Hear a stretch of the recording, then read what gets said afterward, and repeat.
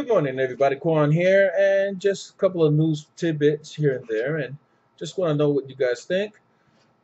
Well, let's start off with Microsoft. It seems like on the Xbox front, Stephen Elop of Nokia, he's the current CEO of Nokia.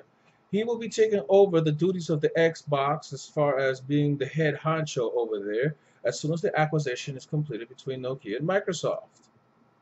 Interesting news. The guy who sits up here has a lot of responsibility over mobile, taking over Microsoft. Now, let the speculation begin. The interesting part about this deal is one, it'll help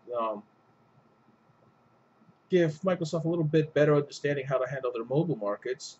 Considering how they're going into the phone market with Windows Phone, etc.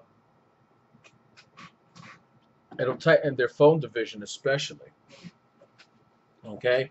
All that aside, also they would stand to benefit for how to make applications be better suited over here in mobile, being that they are now, going to be pushing Smart Glass more than ever as a feature for the Xbox One.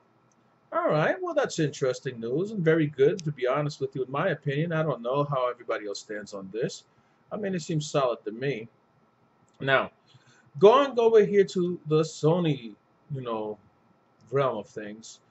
Well, it seems that Sony wants to make a better presence at the Tokyo Game Show than they have, you know, in Gamescom. Try to sit up here and make a stronger presence.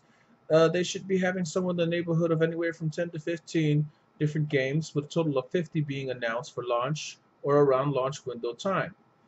Okay, now this is interesting because, like I said, this will put them in a better position to start off, on the ground running, as it were, on the release of the console. Now, going on the Wii U front of things, what is out there for Wii U? Well,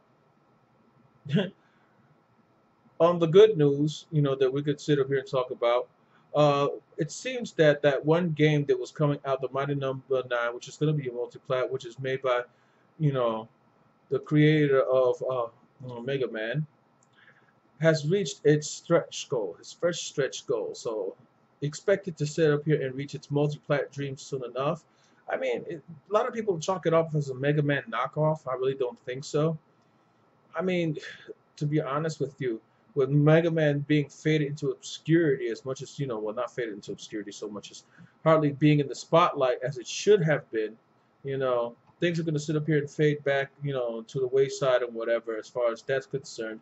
And hopefully, Mr. Afuda can, in a food that can, in a food that can bring out the, I have a hard time with that name, can bring out something new and interesting to the whole cyborg fighting other cyborg slash robots market.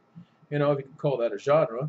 Now, seems like I said, though, a little side thing that I want to bring out. A lot of people are like still pissed over that whole snub that Nintendo got with that Street Fighter thing. And well, here's the way I see it. A lot of virtual console titles have been sold out there, and it seems like they're just trying to gauge an interest. But to be honest with you, you're going to gauge an interest in a new Street Fighter using old games. Yeah, that makes sense because anyway, well, it seems like more reviews are coming in for Pikmin, and they keep steady up over here at the upper nines all the way on through. So, I mean, at this rate, it seems that Pikmin's a bona fide, decent, piece of kit, that people can go for. Now, I'm just curious. Is there anything that you guys would like me to discuss? Otherwise, go over anything for the podcast, guys, because we're going to have a podcast in the next Sunday after this one coming. There will be one this Sunday that I'm trying to get kicked off, and this is going to be about veterans that are gamers, be they disabled or not, discussing the current situation of FPSs and children playing them. Should kids play FPSs or not? And not just, it's not just parents talking about this because I'm a parent and grandparent. We're talking veterans, people who've actually been in the military, okay? And their take on what basically, what an impact we think that this can have on a young child's mind. It might not be, what you guys want to hear, but hey, I mean, maybe it's something worth discussing, you know? To me, it's not dead news. It's just news that hasn't been touched on enough. Anywho, well, this has been my little short snippet. As more news comes out during the day, I will be posting as usual. And so, like I said, inbox me if you have anything interesting to say.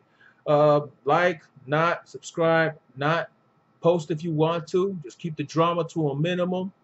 And as I always say to everybody out there, from the deepest bottom of my heart, I say whatever's clever, people, do your thing.